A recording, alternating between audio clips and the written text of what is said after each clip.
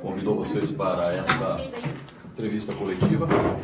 Nós estamos aqui para prestar alguns esclarecimentos que sejam do interesse da mídia no tocante a essa rebelião que teve início há 2 dias atrás e o encerramento hoje por volta das 10 horas da manhã, com o encerramento das negociações. Doutor Cartacho, a gente combinou todo mundo para não atrapalhar a sua fala, para que perguntas não desenrolem e acabem atrapalhando a fala do senhor. Se o senhor puder falar tudo que o senhor quiser falar e depois a gente abre para perguntas para ninguém atrapalhar o senhor. Combinado. Fica melhor para nós. Se o coronel me permitir, eu vou dando alguns detalhes, ele vai me ajudando no que tange às atividades da Polícia Militar que foram uma atividade onde o diretor do DPEM vai dar detalhes a respeito do balanço das operações durante a rebelião que começou na quinta-feira à tarde. Nós vamos ouvir então o diretor do DPEM e outras autoridades policiais sobre este caso. Com o início da rebelião, que se deu em função do arrebatamento de 3 servidores que estavam atuando dentro da unidade, por parte dos presos que conseguiram alçar o muro de um dos pátios lá existente, transpor a rede de proteção, bem como o dispositivo de arame farpado que existe. Conseguiram render esses 3 funcionários e iniciou-se então a rebelião. De imediato, tanto a Polícia Militar quanto o SOI iniciaram uma reação de tal sorte a não perder a unidade. Conseguiram, num esforço hercúleo com poucos agentes e poucos policiais, resgatar um dos reféns, mas no intuito de preservar a vida dos outros 2, com esse único objetivo, fomos obrigados a recuar para que não houvesse perda de vidas de servidores do Estado.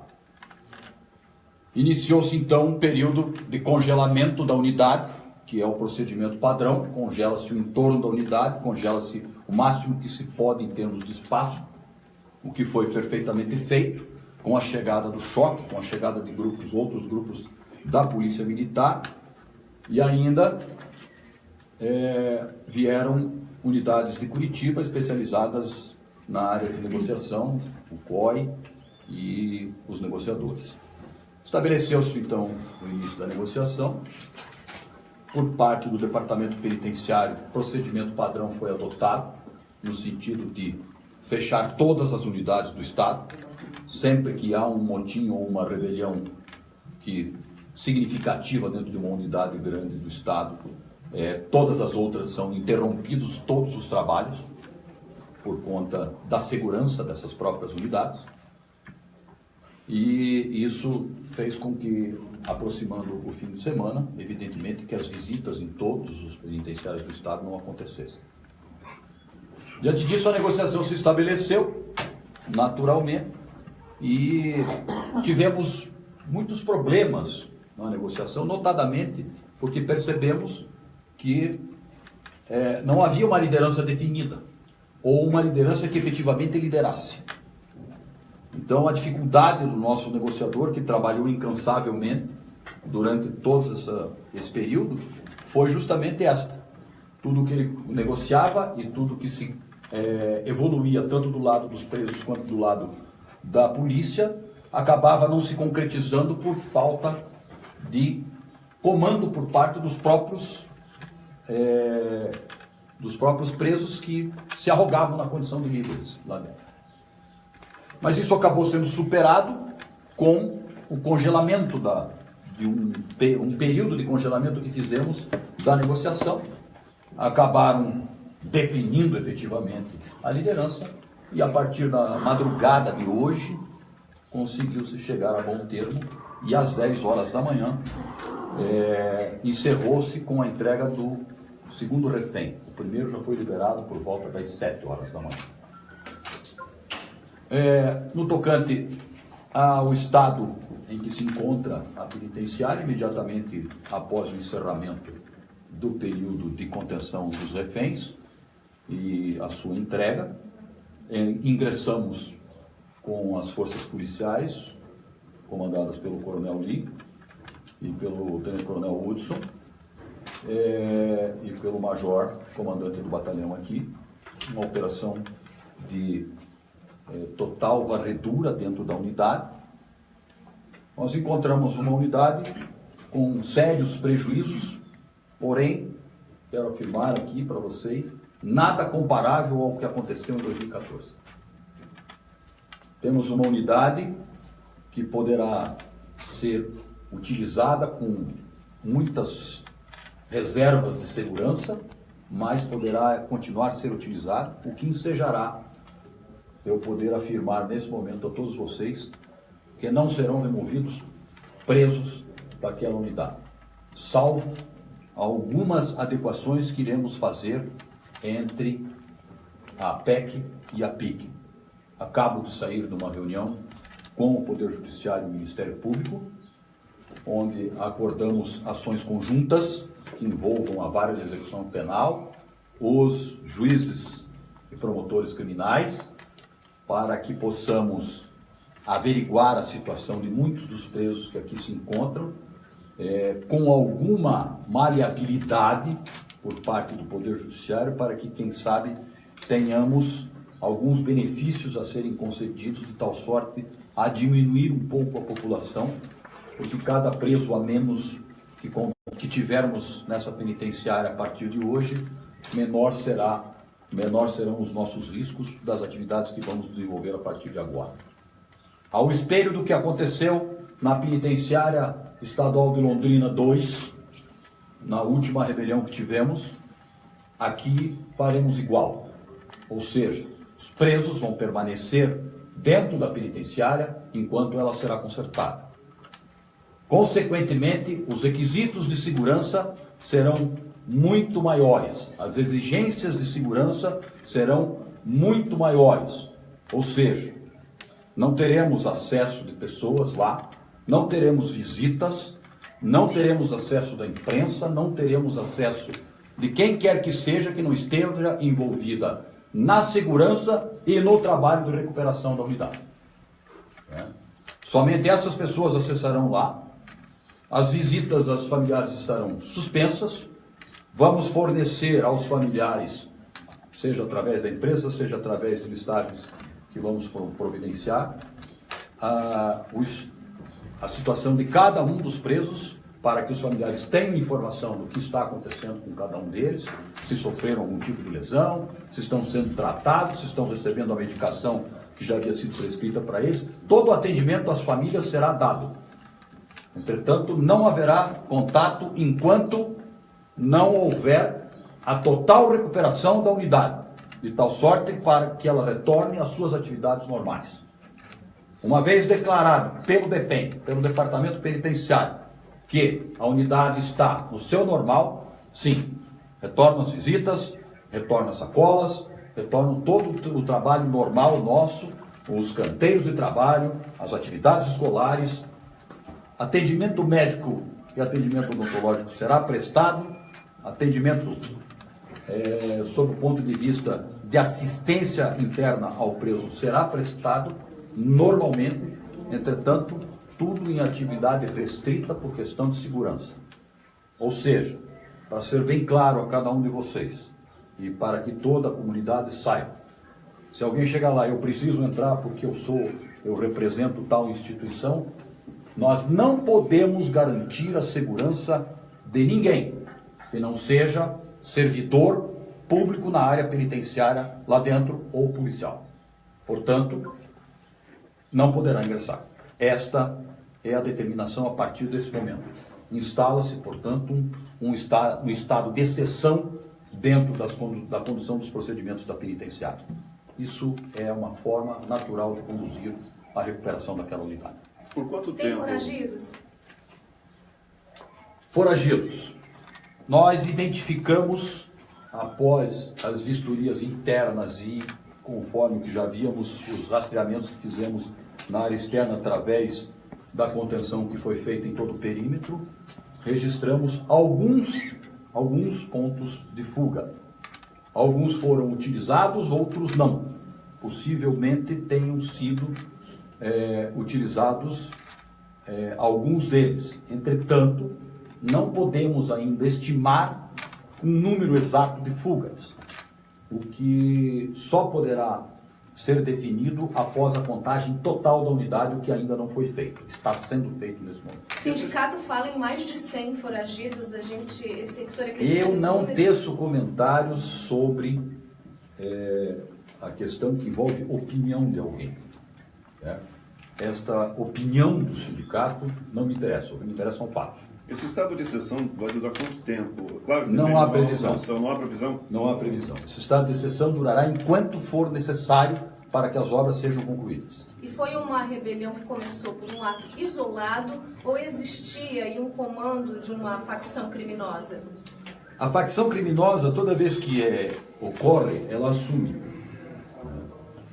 Não existe registros nenhum nos setores de inteligência do Estado, das polícias e do próprio DEPEN, de que tenha havido uma ordem por parte do Comando Central da facção dominante neste presídio, de que deveria ser feita uma rebelião. O que existem são informes carreados ao longo de anos de trabalho de inteligência que revelam que algumas unidades nossas têm maior dificuldade de segurança e de preservação interna do que as outras. Isso é natural, pela própria concepção de engenharia que cada uma das unidades tem, pela própria concepção de procedimentos de segurança que cada uma das unidades tem. Chegou a informação de que a negociação que vocês fizeram teria sido feita direto com o primeiro comando da capital. Vocês fizeram realmente com o primeiro comando da capital? A negociação se estabeleceu com a liderança da PEC. Se eles, presos, estabeleciam contato com o comando central do primeiro comando da capital, se essas ordens partiam de outras penitenciárias, seja do Estado, seja de fora do Estado, isto não é palco da nossa negociação. Isso é palco das agências de inteligência. Essa pergunta tem que ser dirigida a elas. O senhor falou sobre a questão de fugitivos. Deixa eu terminar a resposta. Desculpa. Eu tenho certeza que a agência de inteligência não comenta esse tipo de coisa. O senhor falou a respeito de fugitivos, a gente havia recebido informação da existência de um túnel. Esse túnel teria sido cavado durante a rebelião? Onde ele sai? Como que funciona? Vocês viram realmente isso, essa realidade? Não é a existência de um túnel. No mínimo 2 foram encontrados. Né? E estamos ainda fazendo varreduras, podemos ser encontrados outras tentativas de túneis, outros buracos podem ter sido cavados, tudo isso está sendo trabalhado. Doutor, os familiares reclamaram bastante para a gente ali fora de abusos por parte do SOI. Isso realmente existe? O que pode ser dito a respeito disso? O que são abusos no conceito, né, de cada pessoa? Uma unidade penitenciária não funciona sem disciplina. O SOI foi uma instituição criada recentemente. Quando eu falo recentemente, já tem quase 10 anos, mas é uma cultura específica de tratamento que existe da questão disciplinar dentro de penitenciárias. Não fomos nós, brasileiros, nem paranaenses, que inventamos isso. Isso vem de outros países, esses conceitos de atividades específicas dentro de penitenciária vêm de outros países e nós importamos conceitos, adaptamos às nossas realidades e criamos grupos especiais de ação dentro das unidades. Quando a disciplina é quebrada, o grupo SOI intervém. Ele não permanece, ele não está dentro da unidade permanentemente. Ele fica na reserva técnica e intervém quando há quebra da disciplina. Essa é a função, essa é a missão do SOI. Certo? E evidentemente que ele emprega, quando necessário, a energia necessária. Se abusos acontecem, eles têm que ser apurados. E isso será feito. Dentro do contexto da negociação, foram denunciados abusos por parte do SOI. Muito bem. A Corregedoria, a partir de segunda-feira, o Corregedoria do DEPEN estará aqui para apurar se efetivamente isso são abusos ou se são emprego de energia necessária à manutenção da disciplina. Doutor, qual é a motivação? É possível dizer, então, a motivação dessa rebelião, as reivindicações dos presos? A motivação de uma rebelião, ela muitas vezes mais parece um disparo de espingarda quando se balança o cano. ou seja, muitos objetivos podem ser alcançados por presos rebelados. Ganhos no sentido da negociação, que aparentemente, salvo averiguações que vamos fazer através da Corregedoria em relação a servidores e o Grupo SOI, não, mais do que isso não houve, certo? A recuperação do que eles perderam, que é a questão da visita no final de semana para as outras unidades, não era um ganho deles, porque isso eles estão perdendo, porque as visitas, tanto na PIC quanto na PEC, estão suspensas por enquanto e deverão permanecer por algum tempo, certo? Por questão de segurança. Outros ganhos que eles poderiam ter com uma rebelião dessa, eu reputo a principal, a possibilidade de fuga. Isso é um ganho.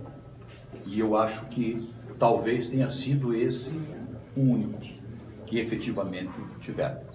Quem vai ficar cuidando a função agora dos agentes? Aí eles reclamam muito da falta de efetivo, né, com relação à segurança dos próprios agentes. Inclusive falaram que no dia da rebelião tinha um agente cuidando de 4 pontos. Como vai ficar a situação desses agentes, visto que agora pelo menos 3 vão estar afastados temporariamente, né?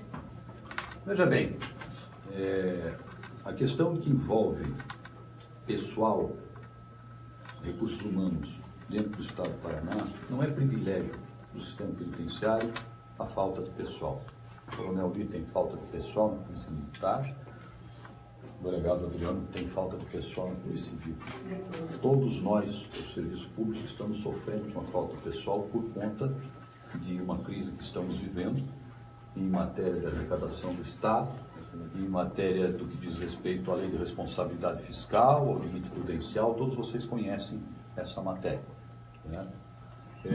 Nós temos uma proibição por lei de realização de concursos públicos no Estado do Paraná, que deverá vigir por um bom tempo. Nós temos todos dificuldades de pessoal. Isto deverá perdurar por algum tempo. Cabe ao gestor público elaborar planos e maneiras de suprir a ausência dessa questão de pessoal. Isso está sendo feito de uma forma muito equilibrada dentro do sistema penitenciário. Você diminui a necessidade de pessoal na medida em que você diminui procedimentos, diminui riscos. O que está sendo feito e já estava feito na PEC, quase concluído. Um completo processo de mecanização das portas à distância. Você diminui o contato do preso com o agente penitenciário. Consequentemente, você pode suprir esta falta de pessoal. Era esta política que vínhamos adotando e vamos continuar adotando dentro do sistema penitenciário. Existe toda uma mudança que está sendo planejada em relação à carreira do agente penitenciário. Todos vocês sabem que a PEC 14 está passando nas câmaras federais. Consequentemente, o agente penitenciário do Brasil se tornará a polícia penal e, consequentemente, haverá um tratamento diferente da carreira dos agentes penitenciários, e negociando com os sindicatos representativos deles e com as lideranças, enfim, nós vamos estabelecer critérios que poderão alterar sensivelmente o sistema penitenciário do Paraná no que diz respeito ao emprego de pessoal. O sindicato disse que ia pedir, talvez, aí até na justiça, para que os agentes fossem retirados se isso acabasse aí ferindo a segurança deles. São os próprios agentes que vão continuar cuidando desses presos? Como que vai ser? Os agentes vão ficar cuidando dos presos, o SOI será reforçado com equipes que virão de Curitiba, Londrina, Maringá ou seja, Piraquara, Londrina e Maringá, que virão para cá para prestar apoio na linha de SOI.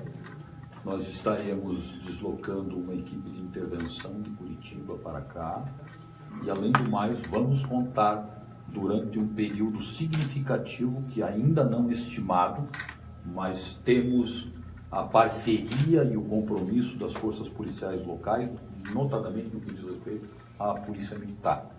O Coronel Lee e eu já conversamos, o Major também, mas Garcês já conversamos a respeito do assunto. A Polícia Militar estará prestando um apoio inestimável ao reingresso da Penitenciária Estadual de Cascavel à sua normalidade. E desde já ficamos, em nome do Departamento Penitenciário, agradecidos ao pronto atendimento da Polícia Militar aos nossos anseios.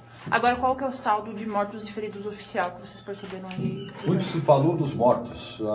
A CESP expediu uma nota na tarde de ontem dizendo que havia a certeza de uma morte e a suspeita de uma outra morte. Hoje se confirmou, apenas uma morte aconteceu. Este é o dado final da rebelião. Cartaz. 28 feridos foram atendidos. Um advogado que dizia representar detentos da unidade, inclusive um membro do PCC, disse que a informação de uma rebelião foi trazida ao comando da unidade prisional e que medidas não foram tomadas. Teria havido uma falha da direção da unidade prisional? Toda a informação prestada, seja pelo advogado, seja por presos, seja de onde vem a informação, ela é carregada a um setor de inteligência que vai analisar isto. As penitenciárias do Estado recebem informações como essa, todas elas, todos os dias. Elas são trabalhadas, certo? E esta informação pode ter sido trabalhada de tal sorte a alertar a direção da unidade, e com certeza foi. O que gerou a rebelião não foi deixar de considerar a informação. O que gerou a rebelião foi uma falha procedimental, que será apurada, se de responsabilidade do servidor ou se de responsabilidade da própria penitenciária, administração da penitenciária, que falhou ao programar um determinado posto de trabalho.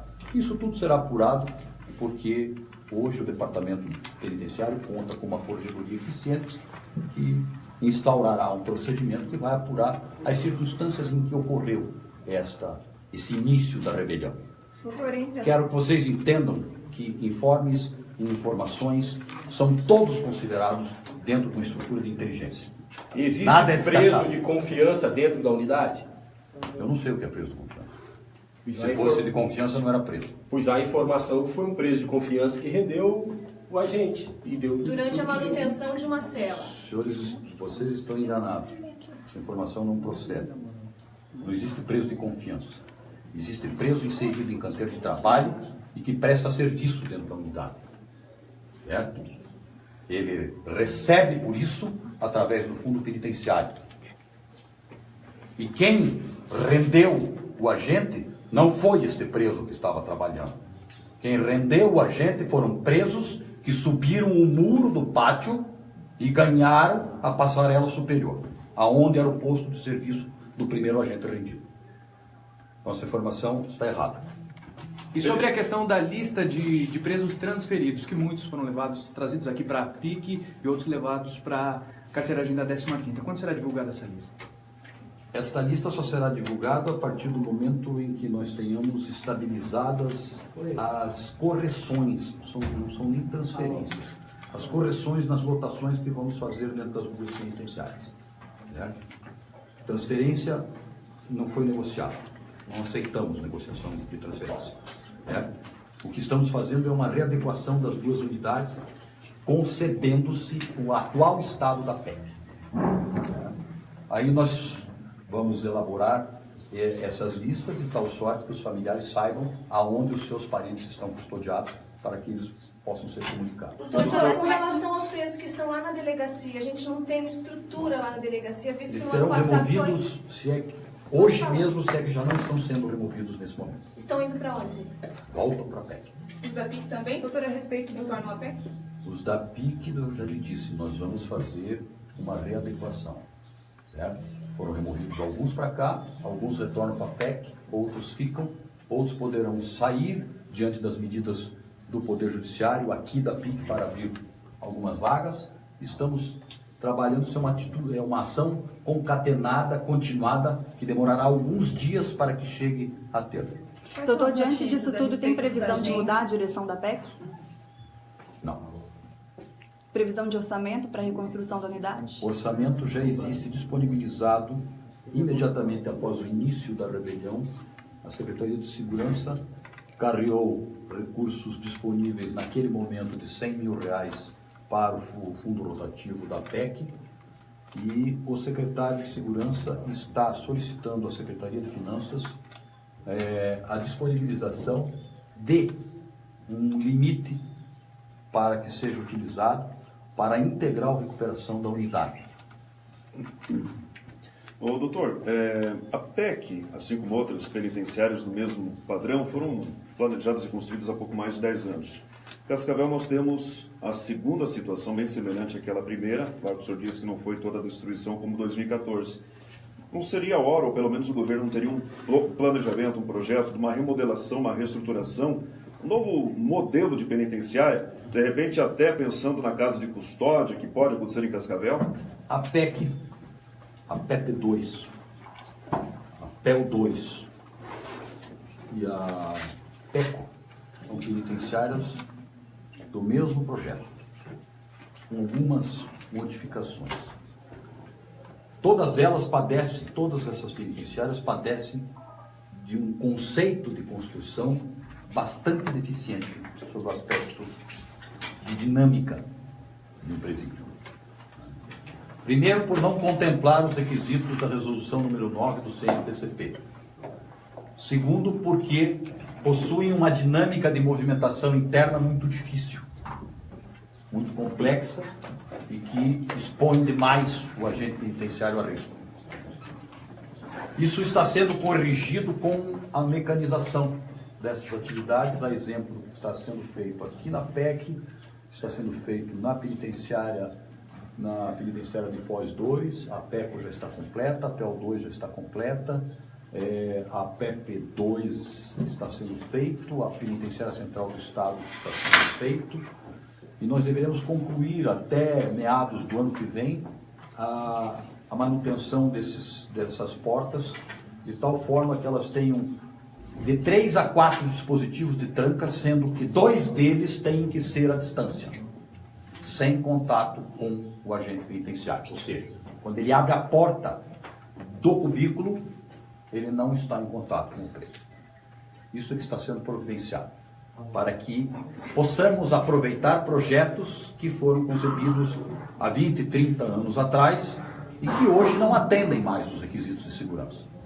Eu não pretendo dizer que a PEC é um projeto ruim e que deva ser condenado.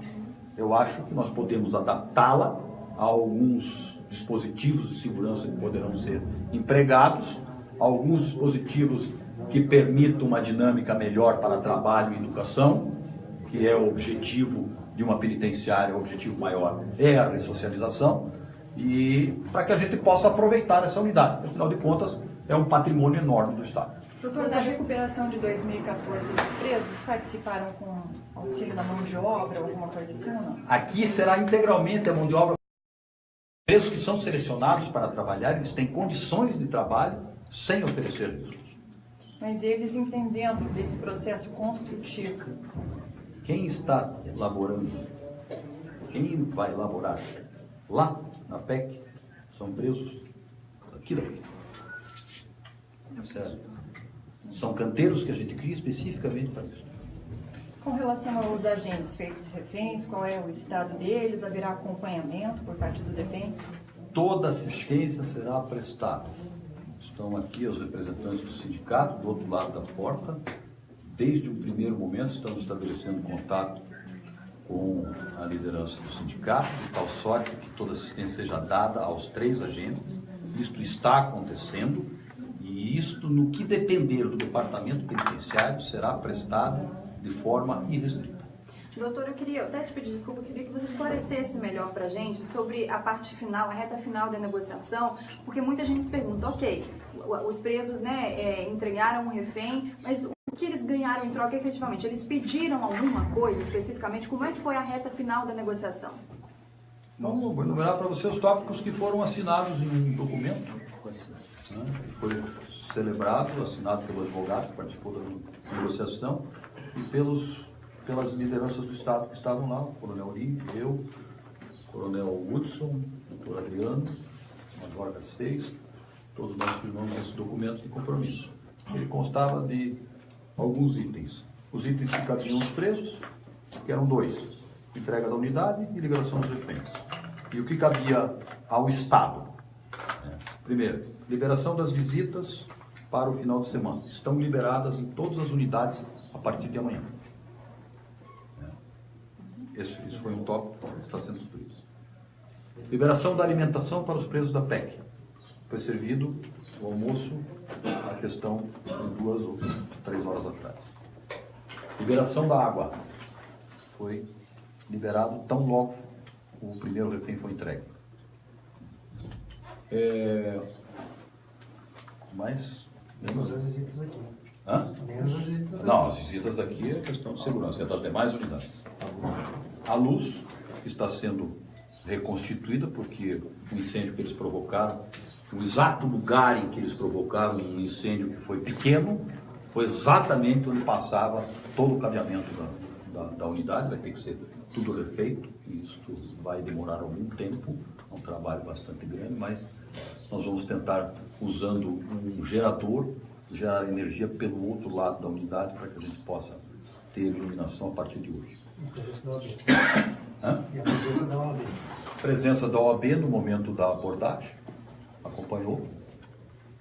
Sim, foi isso. Nada. Doutora, a reforma que foi feita na unidade por conta da rebelião de 2014, demandou de longo tempo. E o senhor acaba de dizer que visitas não acontecerão neste período de nova reforma na unidade. O senhor não acredita que vai haver aí nova situação de motim, de rebelião, por conta de eles não receberem os familiares em visita? Os prejuízos causados em 2014 nem se comparam com os prejuízos causados nesta rebelião.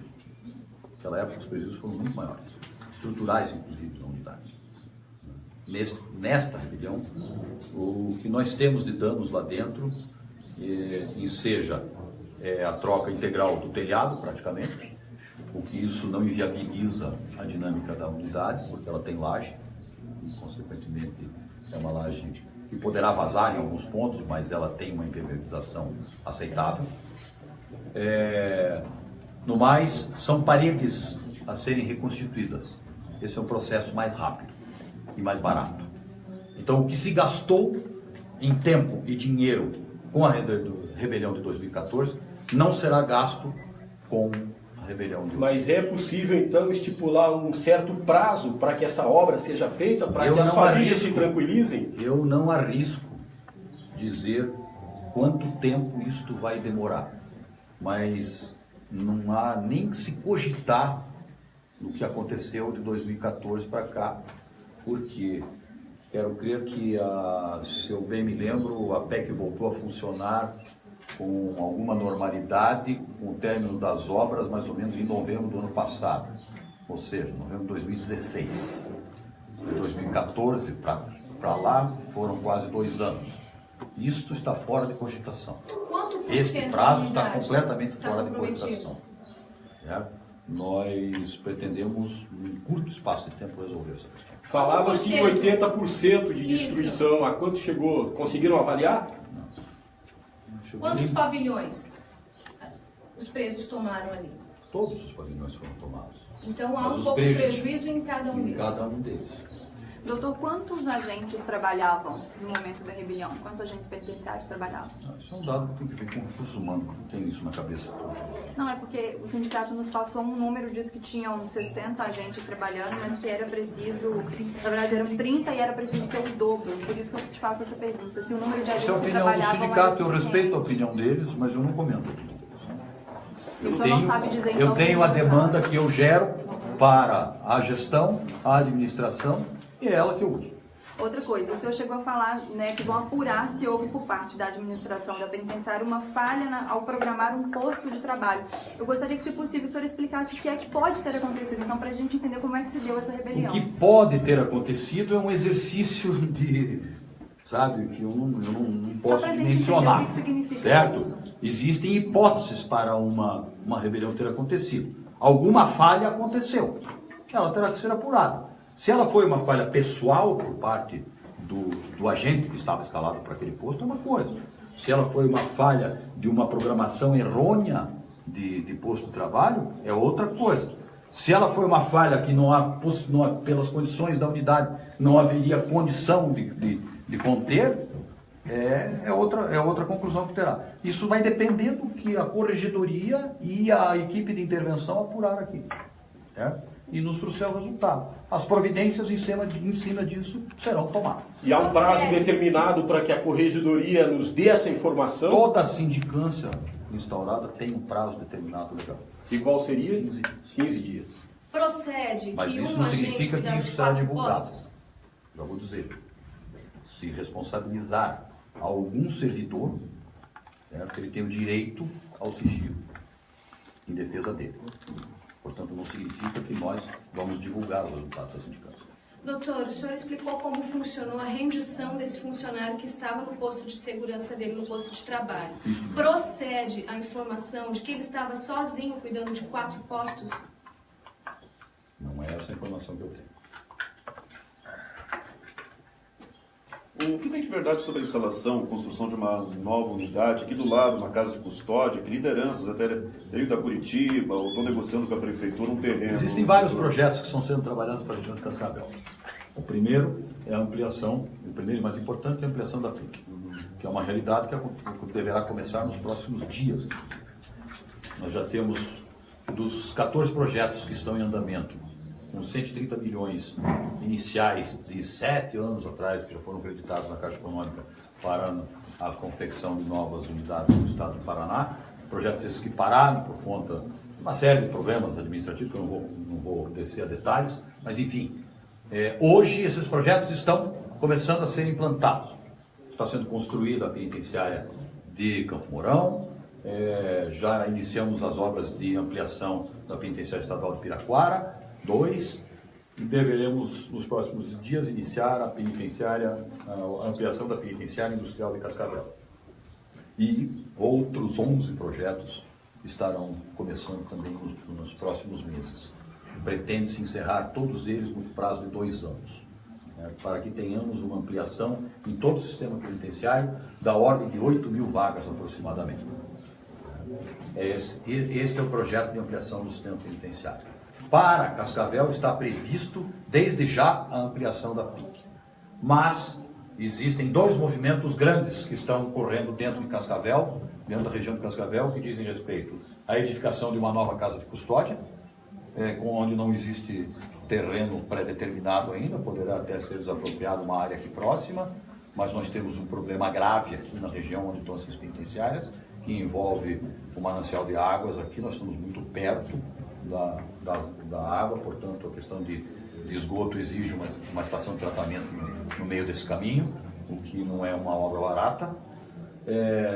Por outro lado, nós também temos o projeto APAC, que caminha pelas mãos da doutora Cláudia, juíza de direito aqui, e substituta da área de execução penal, que abraçou esta causa e vem desempenhando um excelente trabalho nesse sentido, para que a gente possa viabilizar essa APAC aqui, que será um ganho muito interessante no aspecto da execução penal na região. Em relação ao preso que foi morto, procede a informação de que ele teria sido escolhido porque havia abandonado o PCC, migrado para uma outra facção? Segundo consta, ele pertencia a uma facção denominada Máfia Paranaense. Mas ele era também um preso de seguro. Ele era um preso de crime sexual. Que vocês sabem que existe uma certa animosidade por parte da massa carcerária em relação a esse tipo de preso. Sobre os presos que estão na 15ª, até quando eles vão ficar lá? Até hoje. Se é que já não estão aqui na PEC. Voltam a determinação que eu passei e o compromisso que eu assumi com o doutor Adriano é de que, tão logo se encerrasse a rebelião, esses presos retornariam. Não é papel da 15ª a contenção de presos humanos. Com o retorno desses presos, algum bloco da penitenciária vai precisar ser fechado ali, ou eles vão ficar em todas as galerias? Como que vai ser essa separação? Veja bem, eu não vou divulgar detalhes de como é que nós vamos conter os presos lá por questão de segurança. Mas a mesma forma que eu adotei na penitenciária estadual de Londrina 2, que foi alvo de uma rebelião até maior do que esta, certo? O tempo que demorou para a recuperação foi muito maior do que pretendemos usar aqui. Adotei uma sistemática que funcionou.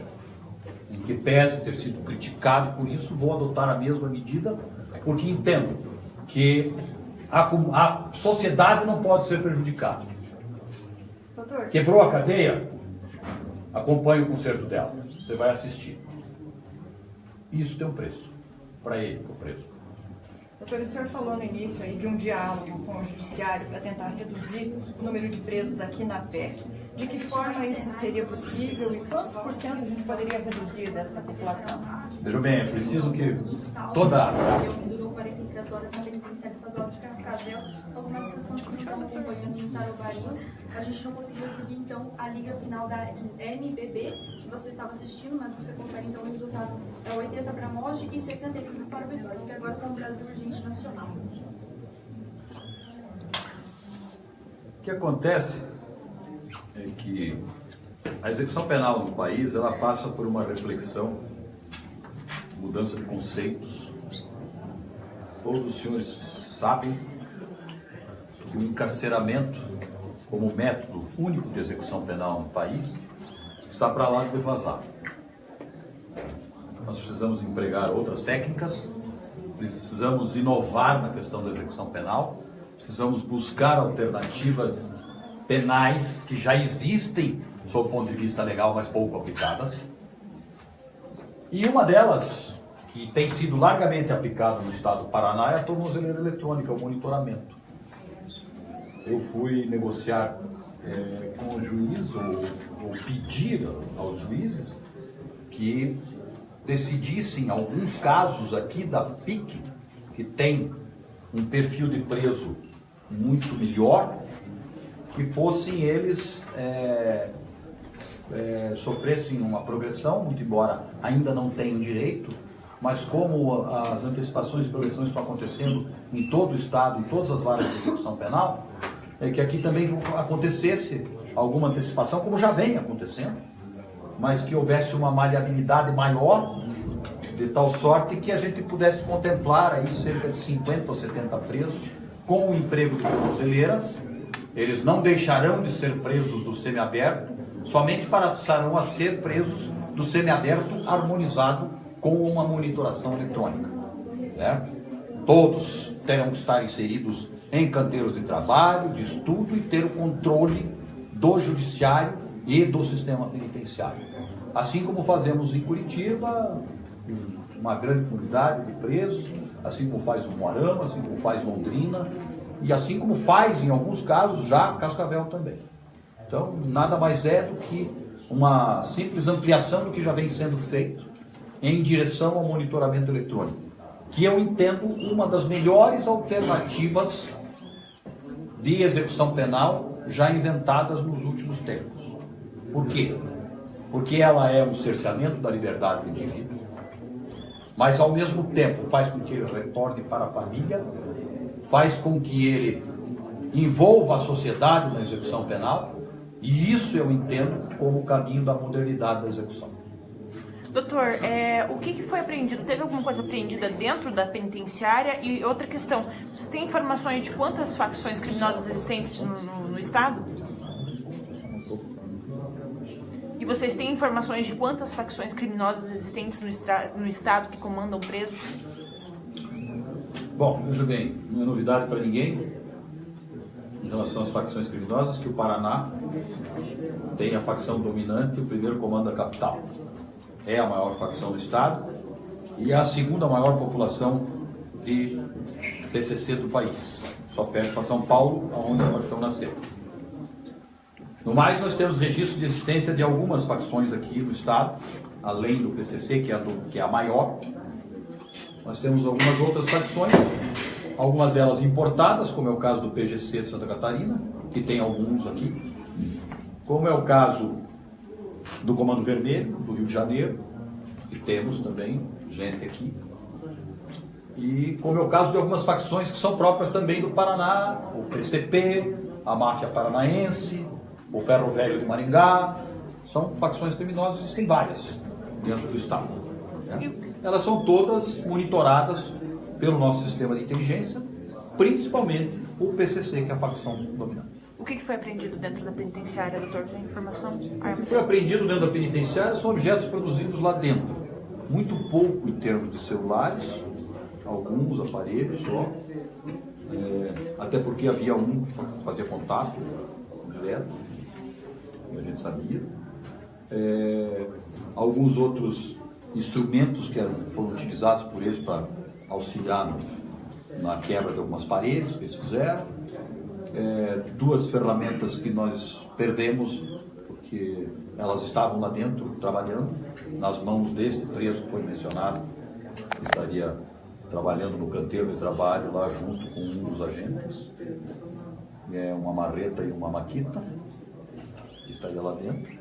Mas ainda ao longo dos próximos dias, muitas varreduras serão feitas dos escombros lá existentes e muito mais vai se encontrar em termos de estoques e outros objetos que são utilizados por eles lá dentro. E agora vários presos devem ser ouvidos, então, pela Polícia Civil? Aí já entra para a parte da Polícia Civil, o doutor Adriano e eu já conversamos fartamente a respeito do assunto. Neste momento existe uma delegada de polícia que está dentro da unidade, fazendo todos os levantamentos junto com o Instituto de Criminalística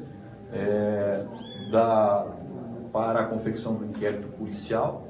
Estivemos conversando com o Poder Judiciário, com o Ministério Público presente, inclusive, solicitando que a apuração tão logo seja encaminhada ao Judiciário, que haja o devido processo penal para que sejam responsabilizados os autores dessa rebelião, e notadamente no que diz respeito ao homicídio praticado, às lesões praticadas e ao patrimônio, ao dano ao patrimônio público praticado. Eu acho que detalhes sobre como essa investigação deverá ocorrer, vocês devem, no curso da semana, perguntar ao doutor Adriano e à doutora Mariana, que estão à frente dessa investigação. E qual era o número exato de detentos dentro da penitenciária quando iniciou a rebelião? 970. E doutor, como que entraram esses celulares lá na penitenciária, sendo que vocês têm um sistema de escaneamento, de segurança, como que os presos tiveram esse acesso? Do mesmo jeito que entra em todas as penitenciárias do país. Só posso te responder isso. Nós temos dispositivos de revista, temos dispositivos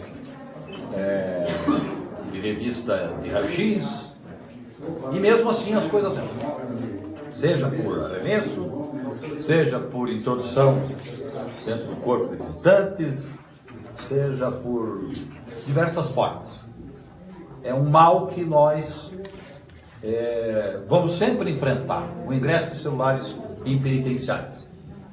É um mal que não é reconhecido exclusivamente por mim, mas pelo Congresso Nacional, que acaba de decretar uma determinação, uma legislação, determinando as concessionárias de telefonia que realizem o bloqueio obrigatório de todas as unidades penitenciárias. A gente sabe que o sindicato tem um número de agentes que seria necessário para um determinado número de presos. O DEPEN tem Nós acompanhamos aí, então, coletiva com o sindicato defende o mesmo número propagado pelo Conselho Nacional de Política Penitenciária, Política Criminal e Penitenciária do país. Nós vamos encerrando aqui com a coletiva. De para cada 5 presos, um servidor.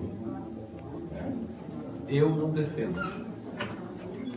No Estado do Paraná, nós defendemos a teoria de que deva haver